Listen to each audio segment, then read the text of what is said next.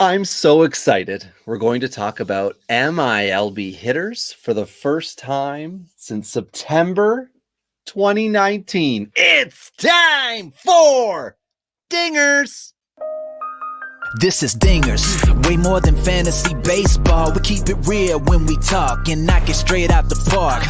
Let's see the stats, what's the average draft position? What kind of plays you making? Check the wins above replacement, check the lineups and the points. This I gotta see, what's your path to victory? Are they aiming for a dynasty? Get points going head to head, please don't do me no favors. We're always watching waivers, ain't no minor league, this is major, yeah. Dingers, let's go.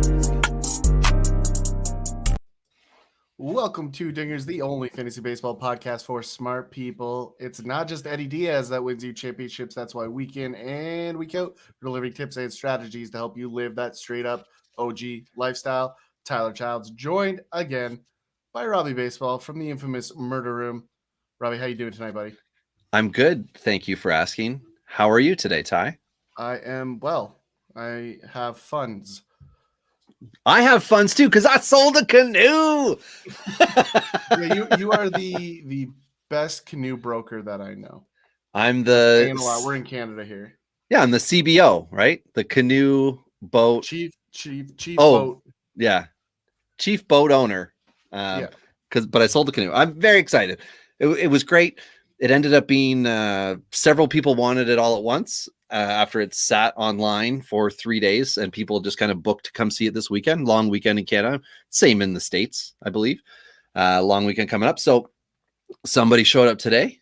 The next guy showed up, somebody showed up today, bought it. The next person in line said, oh man, I really want it. I said, well, I do have another one that I'm going to be fixing up. And they said, can I get first rights on it? Cause I loved the photos of the one that I saw. I want you to do the same thing. I said, no problem. Then I contacted the next person that was supposed to come tomorrow. They said the same thing. And boom, it looks like I'm a canoe selling guy. But, still prefer fantasy baseball. So let's get into what we're going to be talking about tonight. But more importantly, before we do, we have to make sure we take care of business. A long time ago, someone decided to put stuff in glass bottles. In some of these bottles, they put juice or milk, and that was stupid. Today, only alcohol and a few other products remain in the containers from the gods. It's time for beers and bourbon, because good advice only comes in a bottle.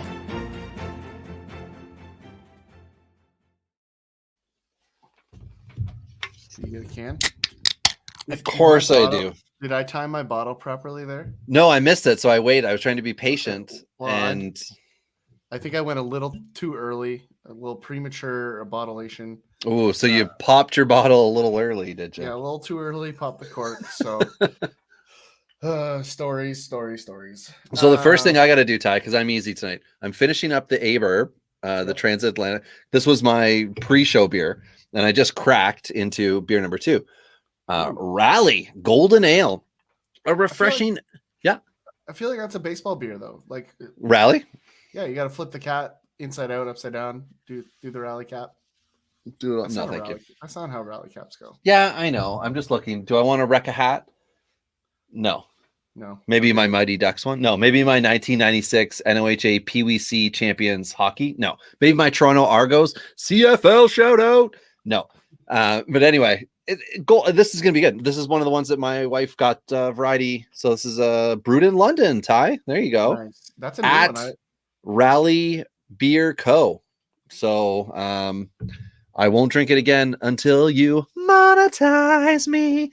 That's going to be my new thing for everything is pay to play, right? I've been watching some Jake Paul highlights.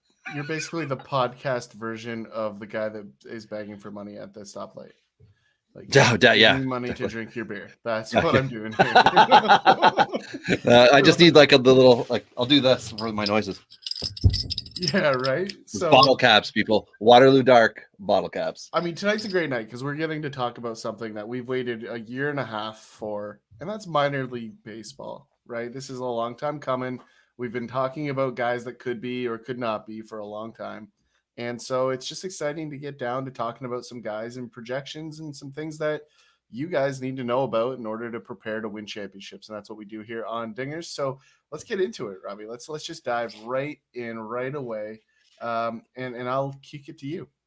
Yeah. So we'll do 3 categories we're going to cover early on in the season for all of minor league baseball. So if the guys have been up and they're back down, this is the to date total count for stats. So we're going to start. We've got 17 guys on the dinger leaderboard. You see what I did there, Ty? That was double ding. Double dinger. So we'll start at the bottom like Drake and we will rise to the top. So we've got 5 and above across minor league baseball prior to play tonight. I had to do, I know it's 10 to 9 when we started recording. So there might be, another 1 or 2 for some of these dudes. Anyway, single A Colorado, former first round pick in 19. Michael Toglia has 5, and along with him is a long train of guys at 5. So I'll say the names, Ty, and then we can maybe talk about where they are and what they're playing. Then we've got Luis Curvello, Michael Bush, Curtis Terry, Jared Duran, Craig Dedello. Nice. Thank you. Tyreek Hill. I did practice some of them. Tyreek Hill. Reed. Sorry, Tyreek Reed. Jose Miranda, Julio Rodriguez, never heard of him. Patrick Dorian, Oswald Peraza is the final one. So the notables that people would know about would be Julio Rodriguez, Jared Duran, Michael Bush, Michael Toglia, and Oswald Peraza, who's a guy who kind of came on the scene last year. He's only 20 right now, and he's a Yankee low A prospect. I think he was J2 in 18. If I'm wrong, somebody correct me. Reese, if you're out there, or Mason, if you know.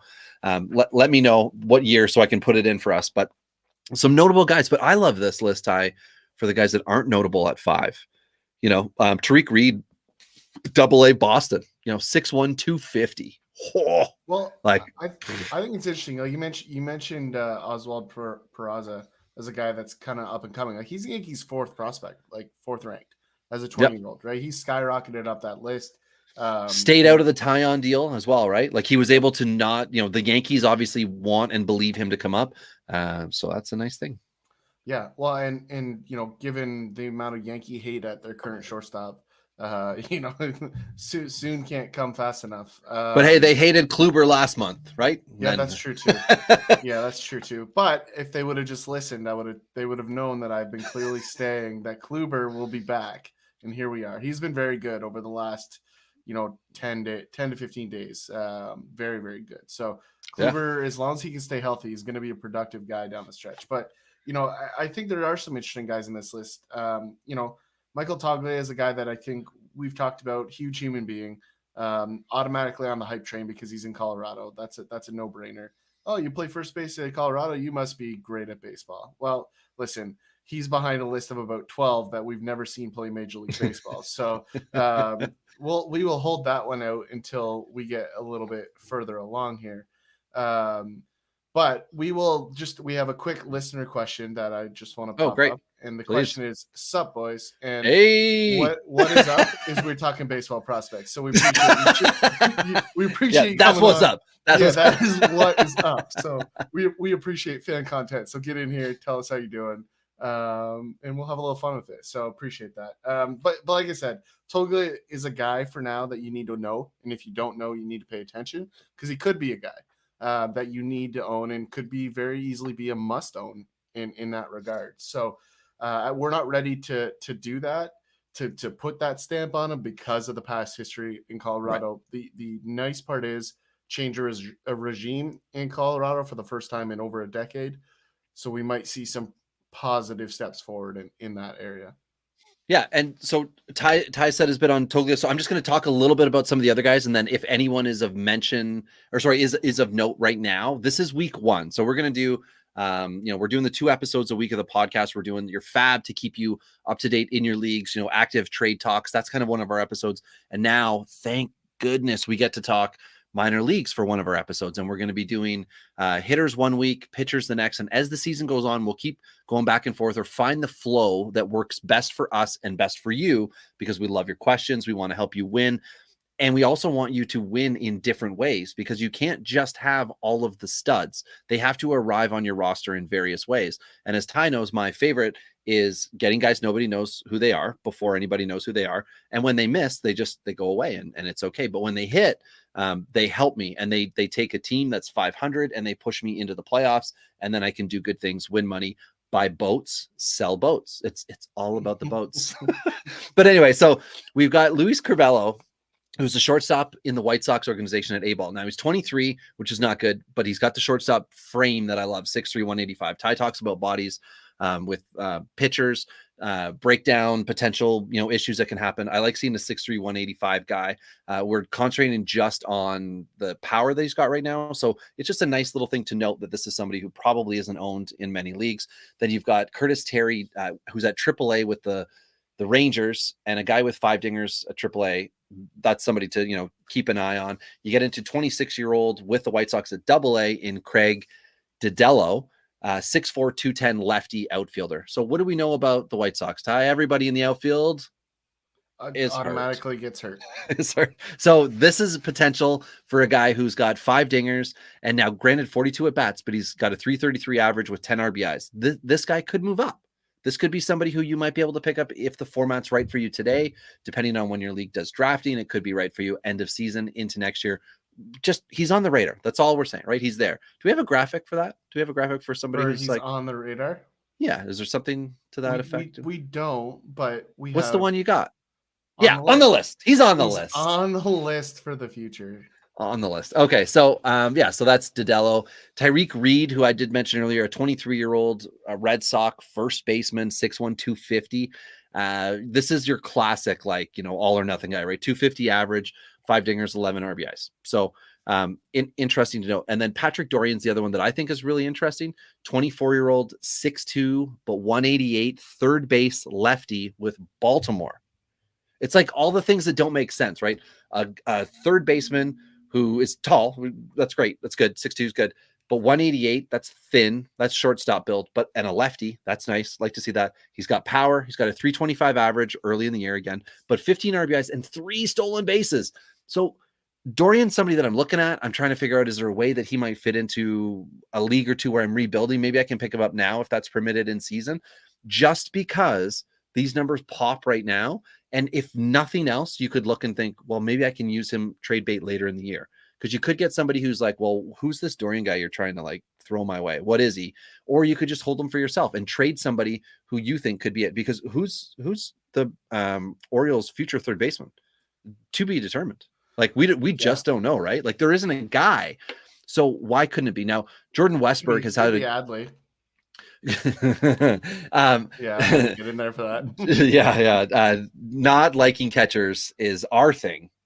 Ty wanting Adley Rushman to move off catchers off catching is his thing. It's his thing.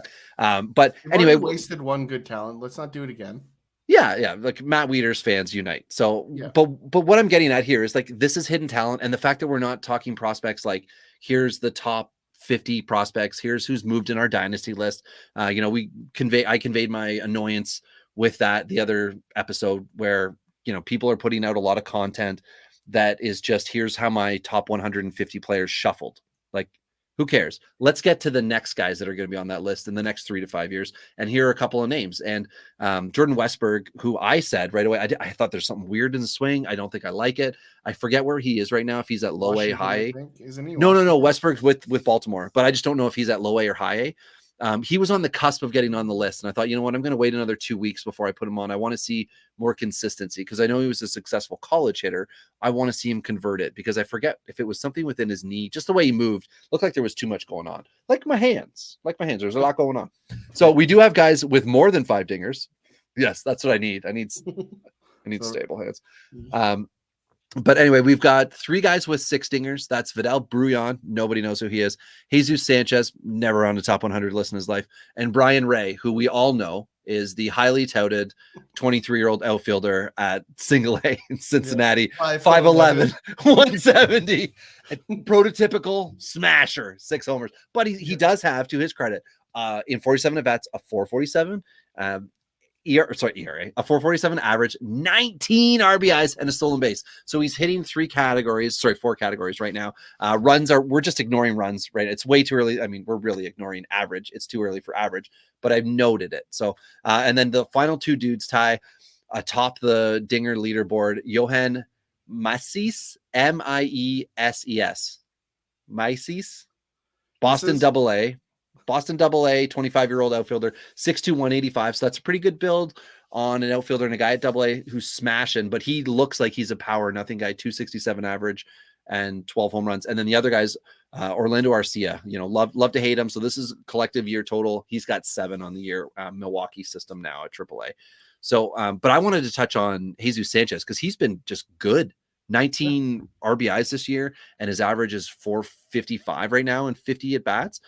Jesus Sanchez was like highly touted Tampa Bay guy, traded to Miami, and then he was part of the like Luis Garcia with Washington suppression of the international guys. Like, oh wait, they're not all amazing. As soon as Vlad came up at 19 and like didn't destroy every baseball, everyone's like, well, wait a second, are all prospects going to need more time? And then it was like collectively suppressed. He fell under that, and now he's doing his thing. And we'll update as the year goes on. We'll give you more stats on the guys, more details about what they're doing. But he's a AAA mashing with Miami. I think people just forgot about him, right? I think that's what it was. He was getting a little bit of press in the outfield in Tampa Bay system, but then because they didn't have a ton of outfield prospects. But once he got to Miami, he was just buried in this crop of guys that are supposed to be major league outfielders. Luis Brinson, Monte Magnus Harris. Sierra. Yeah, let's not. Hey, he's in. He's on the Mariners. But then he's got on the Marlins. JJ Bleday, the aforementioned Burdick. There's a lot of talent in that outfield in the system and at the major league level. Not to forget Yance's favorite guy, C. Dick, out there doing his thing. Just piling up the stats. Yeah, I mean, he's hitting leadoff still, isn't he? I didn't check most recently, but regardless, I've got him in. He might not be hitting leadoff anymore. I've got him in 2 leagues, and he is just. And I wasn't being sarcastic. He's doing quite fine. And one of the things he's always done quite fine as long as he stays in the lineup. That's exactly right. Yeah. So one of the things that you need to do in order to be successful with your dingers is you need to be getting some RBIs too, because it's great to hit home runs, but it's nice if you can accompany that with a bunch of guys batting them in. So some of the league leaders who we haven't mentioned, and this is across all leagues, all pro minor league baseball leagues that we checked in at. The leader, will go top to bottom this time, is Jose Siri, who I don't know, man. I don't know what the deal is with Jose Siri, right? He's moved around some organizations. I think he is just, he's at Houston AAA, 25-year-old outfielder, 6'2", 175. Sorry, Ty, what were you going to say? Well, Ronnie has a comment about Jose Siri. That's Roto Ronnie coming in with a hot takes. So definitely Jose Siri is a guy that got traded and picked up and designated and traded and picked up and designated. Like San Francisco, Seattle, Cincinnati, I think is where he last had hype as a prospect. And now he's in Houston, AAA, but Houston, 4 dingers on the year, batting 400, 24 RBIs and 3 stolen bases. Do you know what his big problem is, though? Is he keeps getting called everywhere. Like, hey, Siri. And boom. That would actually suck in your life, though. Really. No doubt. Be the worst. It's changed the way people live their lives. And it's like if your name was Alexa and you're 40, you would probably hate everyone around you. If you work or worked in an office, you probably don't anymore because you just hate people. Anyway, so he is far and away 5 RBIs over the next closest guy, and it's a tie. It's Jesus Sanchez, who we already mentioned with Miami.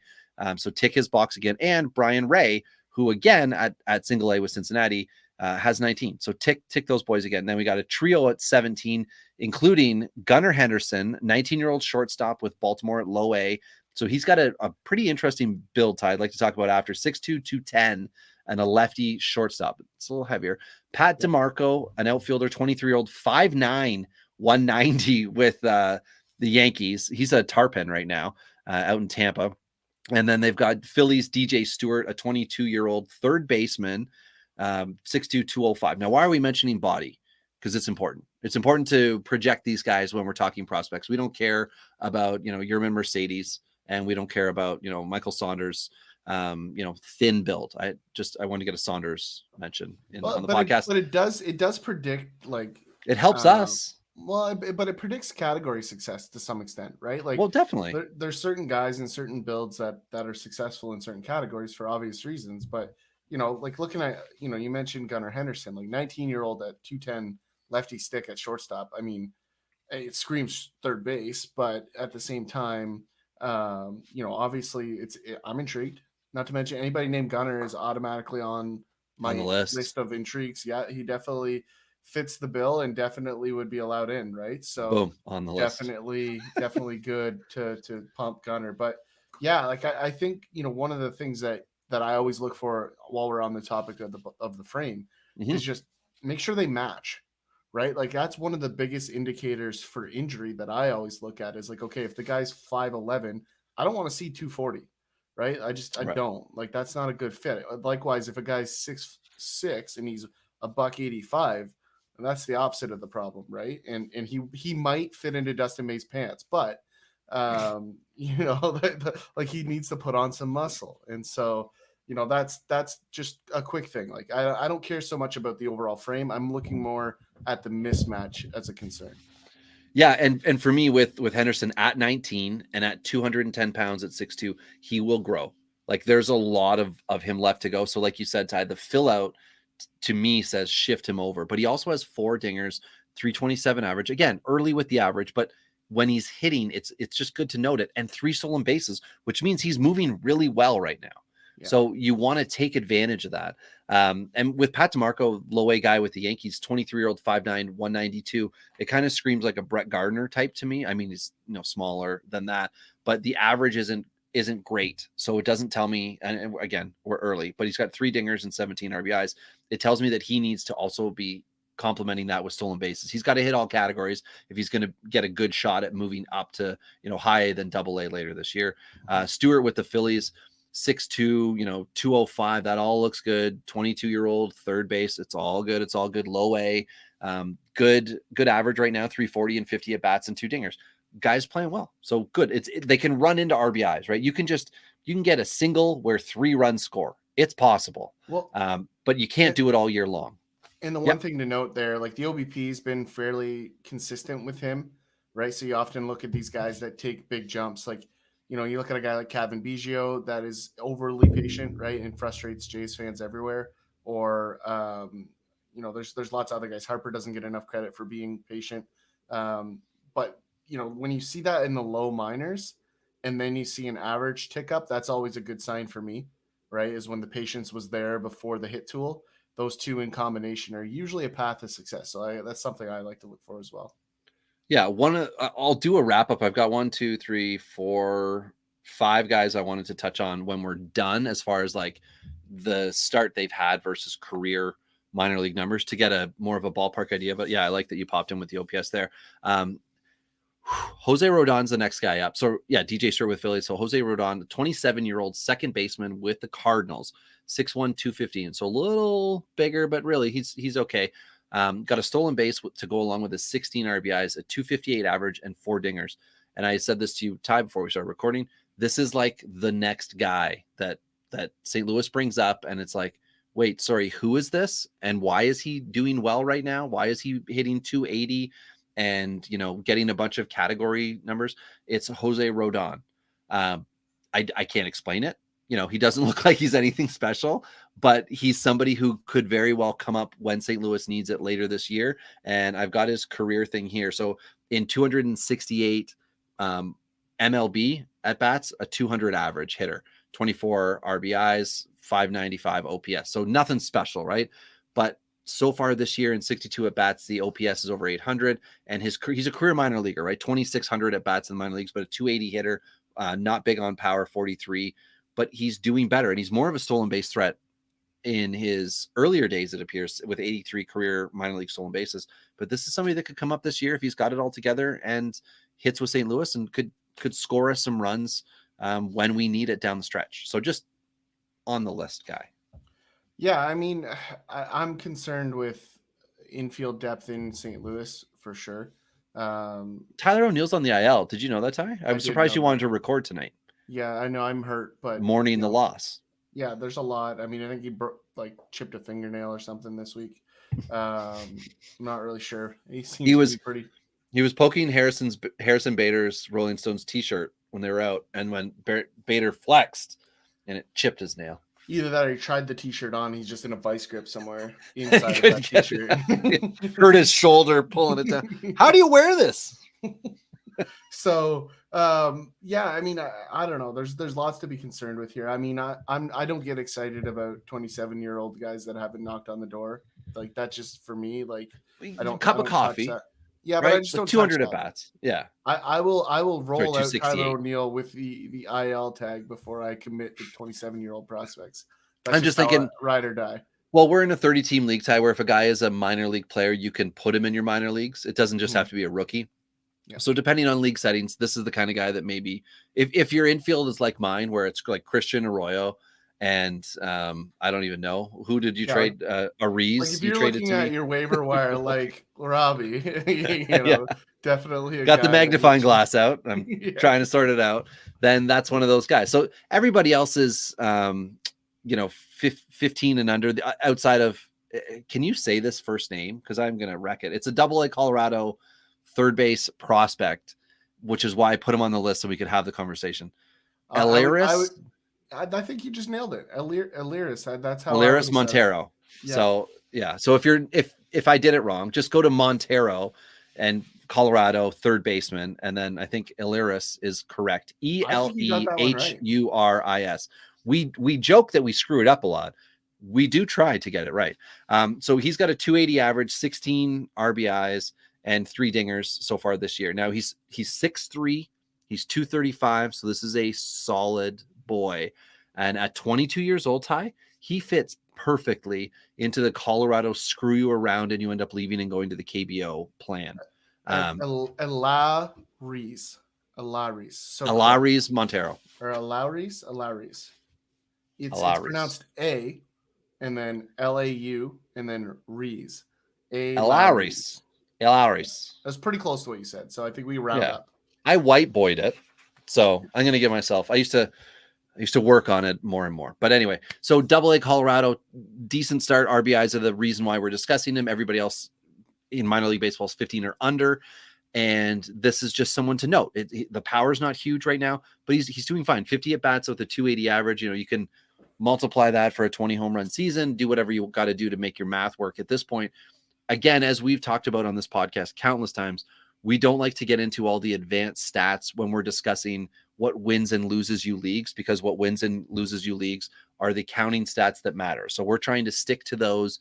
And yes, of course we care if the barrel rate doesn't make sense. We talked in the off season a lot when we do our rankings about those things, but we don't want to hammer you over the head with it because that's what everybody else seems to like to do, right? They want to talk about all the different stats that have some merit, but sometimes they weigh them a little heavier. And we're talking shop, right? We're talking baseball, and we want to keep it fun. And fun, Ty, fun is stolen bases. Yeah, exactly. Yeah, but before we get there, we do have a listener question that I think is a good one. So we'll chime it in here before we get into it. At Rodorani again. Who do you like more, Jordan Nwagu or Khalil Lee? Lee, because he's up. It's just, or sorry, what was up? Is up. He had 5 at bats when I had looked before. I know, Ty, you hate Nagawa, right? Because he was college Michigan guy in the offseason that you were talking a lot of smack on. I'm concerned the same way I was concerned for Keston Hira, right? There seems yikes, that's a radar. Jeez. Yeah, like there's a hitch that I don't like. I've seen some video where it's really obvious, and I've seen some video where it was non-existent. And in the video that was non-existent, the bat speed's incredible. So I will say that I like the bat speed, and I think if they can square up that swing, I think he could be dominant. Kind of reminds me a little bit of like Arizarena, but Arizarena has a better swing. So like I think if he makes it to the pros, he's going to be a comparable to Arizarena, and if he makes it to the pros, in my opinion, they've corrected that hitch.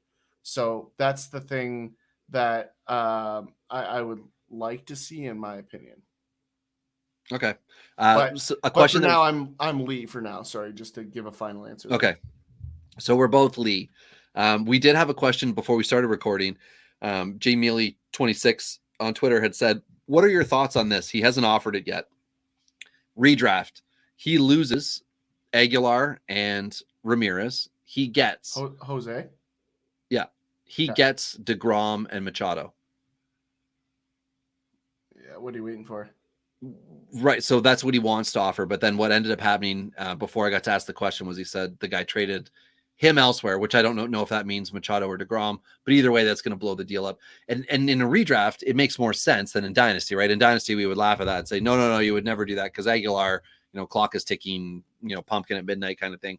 But DeGrom, Machado in redraft, you have more validity, I think, to that. Now, that doesn't mean the owner's going to take the deal. It just means it's not terrible. Like there was the year that I was trying to trade for Bryce Harper with my Michael Saunders, second Saunders mention. And it was around the All-Star break. And I said, hey, he's an all-star. The guy's an all-star. I appreciate the effort to try and capitalize high on Jose Ramirez, but I would have questions if the other owner accepted it. Because that's one of the ones is not a good trade for the other guy at all. Well, that's one of the ones that ends up in that fantasy baseball universe room on Facebook where the guys are like, should I veto this trade? Yeah. Well, this is the thing. I say this to a lot of people when we're doing trades in our 30-team league. So like, oh, really? That's a fair deal. I like that. I'm like, yeah, that's how trades are supposed to be. They're supposed to take your assets that you have extra of and my assets that I have extra of, and we're supposed to make the trade. That's what a trade looks like. And so you don't always have to win a friggin' trade. Like winning a trade means that guy trusts you the next time you make a trade. And therefore, you can make trades in the future, right? Like that's a good way to win a trade. Yeah, very true. I'm in 2 leagues with a guy named Bill. One is a 30-team points, one's a 24-team points, and they're in 2 different. Like we did not previously know each other. They're in 2 different host sites. One's CBS because I'm a millionaire, I can play on CBS, and one's Fantrax. And it just so happened that he joined the league, I think in 19. Excuse me, the CBS league. And I'm like, wait a second, are you the same Bill? I'm like, oh, that's so cool. So anyway, we are able to make a trade where he says something in the one league that has contracts and the other is just a true like dynasty keep forever. And he'll say something like, oh, like in this league, I'm really hoping that I can get some of these, lightning in a bottle dudes to try to turn my fate around here. And because his team, I don't remember if he's had the team since day one or not, but the team's in trouble. Whereas in the other league, he's just collected assets, right? He's playing different strategies and he's collected assets and he's been able to pick up the Aguilars as other people drop them. And he picks up guys that are down low, Kluber when nobody cares about him. And now he started to build a pretty good team. And in the other league, he's trying the other strategy, which is like, he'll take the Anthony Alfords in a trade. He'll take somebody else in a trade. And as he and I had a trade a couple of weeks ago, he said something to me like, yeah, like I think this one can benefit us both. I gave him Robbie Ray. And I was I got Severino, future down the line guy and some other stuff that helped me. And it was just like an amicable deal where it's like, yeah, like this could burn us both. Right. That's the point of the trade. It's not supposed to be, you give me your all-star today. I give you my 2 best prospects. And that's the deal. And that's the deal that everybody wants to make right now. Instead of just trading like incremental improvements, everybody's like, I want to hit that home run. I want to hit that home run. And sometimes you don't need a home run. You need just like, chip it, like next guy up, right? Like just keep the train rolling, get your team right. What's been interesting, and I've seen a handful of these trades over the next little bit. The last little bit? Yeah, like over the last little bit of time that I've been discussing trades with other people, like one of the things I've started to see is people just repositioning themselves in deeper leagues, right? Instead of trying to get better right now, they're like, hey, I've got this guy that's close and I just want to move back. And I did that a couple times in the off season where I just took a guy that was like a shortstop guy that's a couple years away. And I just moved him for an outfield guy that's a couple years away. It was an easy trade. We both traded good players and we both were deep in that position. Right. So it's like, it's sometimes just moving it around and or going from a guy that's at triple, your team's not ready to win. Like how many times in those deep leagues do you see guys waste players because they're too proud to trade them? Right. And your team's not ready to have that guy on it. So why are you wasting your time with it? Well, that's a great point. Before we go to stolen bases with minor side, I'll give one more example. So in 30-team points league, so again, biggest format you can have, the team with it's a points league. So the team with the second least points in the league has Acuna. He's got him for the rest of this year and next year. The way the league works, it's salary cap. So you can sign any player for up to 5 years. You were in this league. And you can RFA one guy, which means he can be your restricted free agent like the NHL does. So, I could walk in and I could say, I'm going to give him $80 million. And then the owning team's like, what do you know? Like our cap is 212 million or something. So they let him go to you. And then you say, well, I'll take him for 1 year. I'll take him for 5. And Anyway, so the guy has him for the rest of this year and all of next year, and then he could be RFA'd. He's the type of guy you would RFA. It's Ronald Acuna Jr. You're going to take him for as long as you possibly can. I said to him, because he's doing so poorly, I'm like, well, we should certainly talk trade. Like, my team's on the cusp. I've got some decent prospects. I would empty my tank and give you, a few wins down the stretch in addition to have him. And then for me, it's all or nothing the next 2 years with Acuna before I would make a decision on, if I could afford to RFA him or not. And he's like, yeah, it might be hard to, make that happen. Well, I come to find out that he's not answering other people's trade requests because they're so terrible in the league, because everyone's like, oh, you suck. Oh, just give me Acuna. You're doing terrible. Give me Acuna.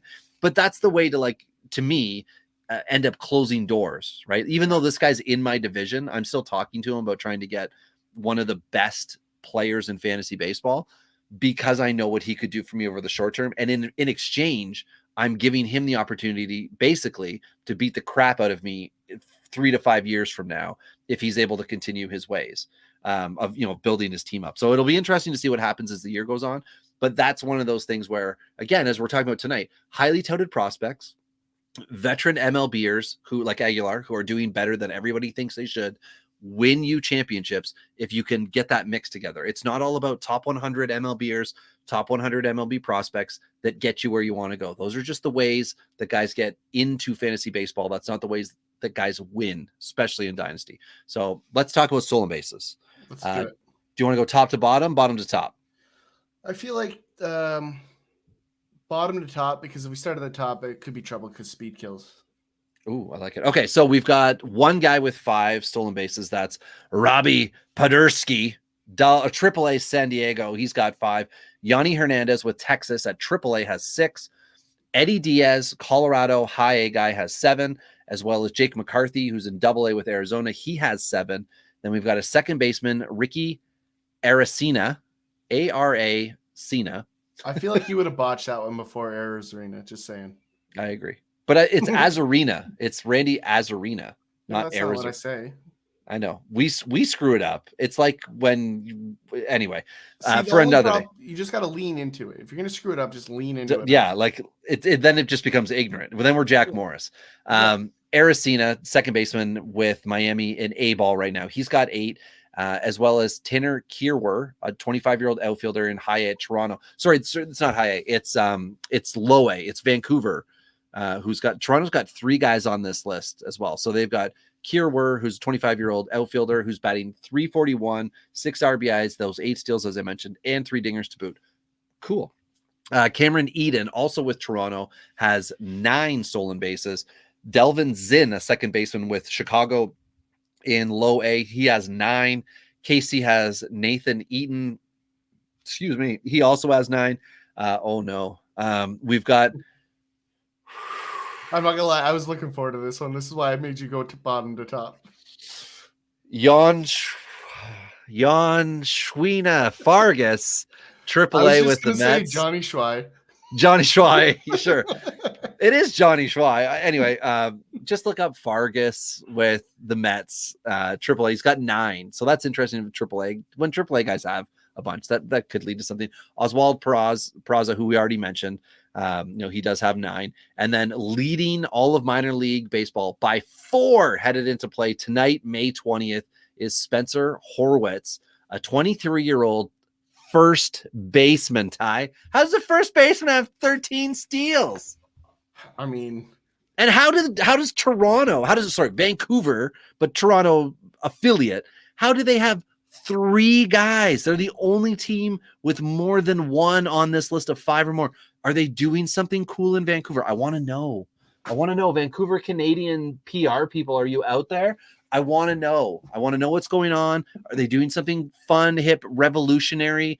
Is this going to somehow like creep into, AA? Is what is happening? That's a ton of stolen bases from Vancouver. I bet you those 3 probably beat most other teams combined in minor league baseball. Oh, easily. Yeah, no, it's interesting. It's a track meet out there, right? Like, honestly. Yeah. I mean, it's nice to see. Like, Toronto hasn't had speed in the system in decades, right? Like, it's been a really long time. Like, can you name the last fast guy? I don't think Pilar was deemed a fast guy. I think Pilar was just like he was deemed a 300 career minor league hitter. Mm-hmm. So no, I can't off the top of my head think of like the fast guy. Yeah, like I'm like Shannon Stewart. Like that's how far back I'm going. And he was seen to me as more of the Shannon Stewart's the prototypical leadoff hitter. He takes walks and he steals bases. Yep. Dalton Pompey. Oh, actually, you know what? That might be the guy. And he also did the what? Dunedin to Toronto, right? Like he did. He jumped. He did all the levels in 1 year. Which is why his career plummeted immediately. So as we talk about all the time, like don't rush prospects and get rid of prospects that got rushed. Yes, that's true. So. I did just look tight. So Fargus, the center fielder with Mets at AAA, it's 8 stolen bases, not 9. I don't know why I wrote 9. A little bit of a brain fart there, but he is a 26-year-old righty, 6'1", 180. I'm just looking now. I don't know. It's weird. Yeah, I mean, this list is strange. It's early season, but there's clearly some napping going on in the minor leagues. I mean, no player like 12 games in should have 13 stolen bases unless you run like the wind. So the mere fact that he plays first base, I mean, I'm immediately excited. He sounds like he got a business degree named Spencer Horwitz. So maybe he's just that smart. He knows exactly when to steal bases all the time. Yeah, and since then, I mean, since I recorded, like Jeter Downs as well as Forrest Wall, they both have 6 stolen bases. But they're, we can talk more about those guys into the future. It's interesting to me. I'm just trying to find Low A West, I guess, is where Vancouver's going to be with all their stolen base guys. It looks like, I don't know if this is true or not, that Zach Veen has 10 stolen bases now. Crazy with so I don't know if maybe things just weren't updated on the site that I was looking at. And Kierwin Paris, a second baseman with the Angels, also has 10 stolen bases and 50 at bats. So there are a few new names added to this list. Robert Hassel III has himself 5. Yeah, it's interesting. It's interesting what's going on. And again, like it's moving very quickly here. So when I updated this morning, guys have moved tonight. Guys are always going to get a shot too, right? Yeah. They're always going to get moved up to double and triple, just for the simple purpose of providing depth and speed at those levels, on the outside chance that they learn how to hit a lick at that level and then they go to the pro bench, right? Like that's just how this plays out. One of the guys that's really interesting, because I have a team in one of our 30 team leagues that's super deep at the shortstop position, and nobody wants Eddie Diaz. And I'm like, you guys are not paying attention. Like Eddie Diaz is a ball player. I see him more as a center fielder in Colorado. I think that's where he'll end up. Okay. But like at the same time, like the guy, they call him Fast Eddie. Like that's his nickname. And any guy named Fast Eddie has a place on my team. But I'm also trying to get better now. So he was a trade asset because he's a couple years away. And if Brendan Rodgers continues to disappoint, like that shortstop position is going to sit vacant after the season. So you're going to see some movement. I would expect to see Eddie Diaz at double, if not AAA this season. So, well, as you said, they will move. And I've got to admit here, Ty, I'm looking at MILB.com just for verification to get, a little bit more information on a couple of these guys as well. Then I'm seeing like Cameron Eden looks like he's got 12 and Horwitz is not. So I'm not sure. There was clearly an error on the site when I initially checked for stolen bases. I verified some of the other ones, but I also did not do low A, just so people are aware. I did high A and above because I figured at low A, they're probably going to run all over everywhere for everything. So I did not include those guys. And again, we did want to wait until we got to 100 at bats, but I felt it was a little better for us to go early on hitters and give pitchers the extra week to get another start. Some of them will get 2 starts. So that we can get a bit better. But Eddie Diaz is an interesting guy. He was a 2019 6th round pick, 177 overall out of California, Yuba City. So he was California College, as well. But he's not some high slugging guy. He's just playing a lot better right now. He only had, he's got a 240 average right now, 20 or like on the career. 262 at bats, 240 average, 2 home runs, 20 RBIs, 20 stolen bases. So this is not somebody to circle on the calendar. Let's see where it goes. but it's an interesting thing to see if Toronto is just trying to run guys, or sorry, Vancouver, whatever. I'm trying to say the organization they're with. So if they're trying to get guys to run now, is that going to pay off for us later, or is that just something they're trying to do? Because typically the Vancouver team has actually been highly competitive. It was previously short season, but they also, I think, had 3 straight championship seasons because a lot of the college drafted guys would report straight to Vancouver for their short season. And Stroman pitched there. Pilar was there. Anybody that Toronto brought up, I think, in the last decade was probably coming through Vancouver with their first stop. Well, so it's a good way to grow the fan base out there too. That's why Manoa, that was his first stop too, who nobody knows or cares about Alec Manoa, right, Ty? He's of no note. I have not mentioned him in about 25 minutes. So I brought him up once for you, right? You haven't brought him up at all. And I've said Michael Saunders, this is now, I think, reference 3. So there we go. Boom, boom. I don't know how after Stripling's performance last night, Manoa's not up in the next rotation spot. So I've said that before. I feel strongly about that at this point as well, and kind of go from there. So do we have another category we want to cover here? Well, no, that covered us for RBIs, for stolen bases, and for home runs. I think if we get into average, we get into, a week and change worth of at bats, and that can get a little wonky. Same with OPS. We'll dive into strikeouts and walks. I would say north of 200-ish at bats on the season for some of these guys, and same with runs, because you can take a walk today and be driven in 4 times. That doesn't mean you've really done anything great other than not get out on the base paths. So we want to see a little bit more with that. Yes. Well, and keep in mind that, you don't want to get too much into the weeds this early, or you end up with a game of mental Yahtzee. It just gets a little bit dicey. And never overvalue these guys. See, to get the dice joke. That was a great joke. Oh, I'm so sorry. Yeah. I actually heard a great joke. I'll share now that we're on jokes. What did the angry nut say to the other nut? I don't know. Cash you outside. How about that? Oh my God. It's terrible. Oh, I've been bounced.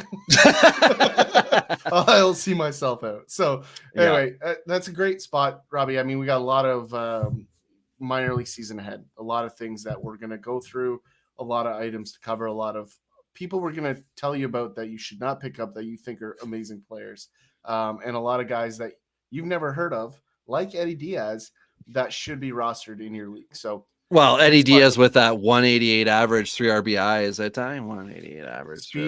Speed projects. But just want to remind everybody that Sunday we will be doing, again, as we do our weekly cut and pick them up live. Let's Get Fabulous episode. So make sure you join us on Sunday. If you've got questions about what you should be doing with your roster heading into the next week, join us for that, and we'd be happy to answer your questions. Well, ask us questions too, Ty. At Dingers Pod, if you've got questions on, player A, player B, 2-start guys we cover the starters worth streaming. I think we did a good job of that the last couple of weeks. I think we were helpful to some. We're giving you options for you to sort out your team. We're not telling you how to manage your team. And when you ask us a ton of questions, it can become a little cumbersome for us because it's hard to get into the weeds of your league over and over and over again when we are very fortunate to get a lot of questions from different people. So make sure to tag us at Dingers Pod, and we can do polls for you if you want on Twitter. We have been a little quieter on Twitter simply because it is a space with a lot of the same information repeating, and it's harder now, it seems, to pick up traction. And again, you can hit us up at Clubhouse too. If you are interested in an actual conversation like this, we do have the Fantasy Baseball Club on Clubhouse. We also have the MILB Prospects, which is what we're talking tonight. That is another club that we started on Clubhouse, and Toronto Blue Jays Fan Club, where series previews, sometimes series wrap-ups. Jonathan Mason is the host with the most on that one. So yeah, make sure that you're around supporting. If you want to talk baseball, Clubhouse is an awesome spot to talk baseball. There are still MLB teams that don't have a fan base presence with a club on Clubhouse. So if you are a fan of like the Padres don't, Dodgers don't, Baltimore doesn't, but why would they? Royals, there are a lot of teams. There's a Braves one, there's a White Sox one, there's Blue Jays. Yankees. There's some teams that people just don't want to be associated with right now. And we understand that. But at the same time, if you want to have the conversations, we can do it there. If you prefer Twitter, tweet at us at DingersPod, myself at Robbie Baseball 1, Ty at Tourney Boss. Otherwise, find us on Clubhouse, or if you're interested in a canoe, you can find me, because I know I can sell you a canoe. You just couldn't help yourself to fit that in. I mean, before he brings up canoe any more times, that's a great spot to leave it. And until next time, it's been Rob and Tyler on